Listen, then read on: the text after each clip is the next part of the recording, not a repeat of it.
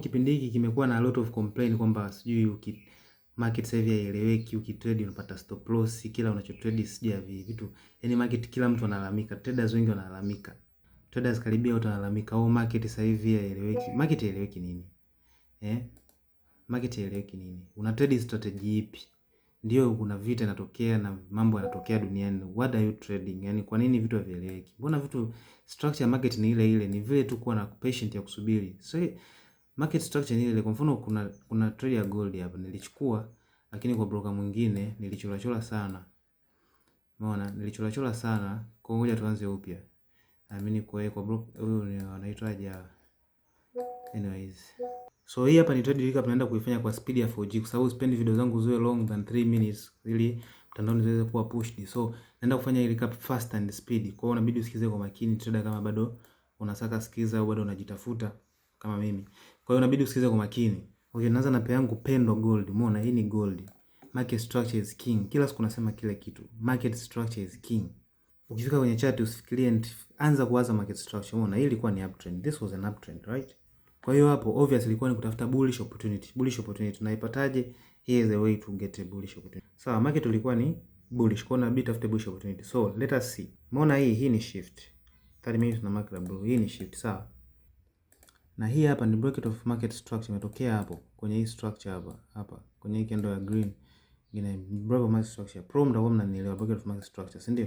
Ngoja ni zoom kidogo ili tuweze kuelewana vizuri. Bullish trend, break of market structure, shift. Hizo ni criteria zetu za kujua kwamba market ina sell au ina buy. Shift, break of market structure. Kingine nini? Formation. This is what is called formation. It's called inside formation. Inside formation, information ambayo inatokea ndani ya shift. Sawa, ndani ya shift. Kwa hiyo tukasubiri price ifike kwenye hii area of liquidity ambayo ni inside formation ili tuweze kupata entry ya kubuy. Sawa, kwa price ingeshuka hapa, ingechukua entry, tungefanya tungebuy mpaka pale ilipo buy, lakini suddenly haikushuka. Haikushuka, lakini katengenezea another formation. Umeona? Hii ni formation nyingine. Make sure I shift na wick, na shift na candle. Body candle inafunga na body. So umeona? Hii ni another structure ya kushift. Baada ya shift yetu tutengeneza another structure imekuja imeshift ile high, which we call it an outside formation, kwa sababu haijatokea ndani ya shift, imetokea nje ya shift. Wengine wanaweza wakaitambua kama validation and invalidation, wanaitambua kwa hii alama ya V hapo. Umeona? Hii ni validation and validation. Wengine wanatumia strategy hiyo, kwa ni kama V and V, kitu kama hiki. So kwa price imerudi kwenye hiyo point, sisi inabidi tafute entry kwenye hii point hapa kwa ajili ya kubuy mpaka kwenye hii high hapa. Yaani usiwe na tamaa sana. High hapa unachukua profit, una take profit, alafu nyingine una hold kama unaweka kwenda juu. So we are going to mark this point here.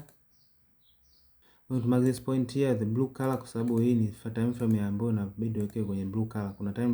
Kuna color coordination, So hapa nimezimark, najitahidi kuipause na kuunpause video ili isiweze kuwa ndefu sana. And nimekuja kwenye data of formation, sisi tunatafuta entry ambazo ziko ndani, tuna refine, okay? Ila kwa experience yangu faster kuna entry type ngapi ile itakuwa sawa, lakini kuna entry type kama sio type 2, type 3. Hii hapa, sawa? Hii inaitwa entry type 3. So tunachukua hii hapa shadow ya kubuy au kusell. Put it right there. TP na kwa tu ni pale juu hapa, lakini kwa sisi wengine unaweza kahold mpaka one another. So 30 naenda na 5 minutes. Ukiingia kwenye 5 minutes ukaangalia 5 minutes utakutana na entry liquidity engineering, okay? Entry liquidity engineering kama mnavyoiona hii hapa. Kwenye 5 minutes haipo clear, kushift ili shift kwa hapa juu imeshift, lakini imeshift na weak, which makes it invalid. Lakini kwa trader ambao tuna experience kidogo, sio experience kidogo, kwenye 1 minute huko unakuta isha shift kitambo sana, ili shift maeneo ya huku chini huko. Ilisha shift. That means this was the valid bullish opportunity confirmation baada ya kugusa kwenye ile entry zone yetu, okay? So hapa wanangu wengine angehold, lakini wengine wangechukulia take profit ya kwanza, wangechukulia kwenye hii high, lakini walio hold walisubiri tengeneze another confirmation kwamba ina sell. Kwa hiyo walivyoona tu ina sell wakatoka hapa juu. Walivyoona imeshift wakasubiri price irudi pale juu retrace, au wengine washeka break even hapo, inakuwa ni no loss trade, inakuwa hivyo. Kwa sababu swali linakuja kwa ndugu zangu ambao mnasema market imekuwa mbovu, hamna opportunity. Opportunity zipo, ni patient na kusubiri strategy yako ije na execute. Lakini nyie mnao trade 1:2, sijui 1:1. Kweli itakuwa ni changamoto. Sijui, lakini make sure kama trade una trade at least 1:3 5 1/3, yani at least 1/3, lakini aim for 5 10. Hivyo ndo trade ambavyo unakuwa profitable mapema and fast and speed. So this is Kasi and I got you man, so till next time.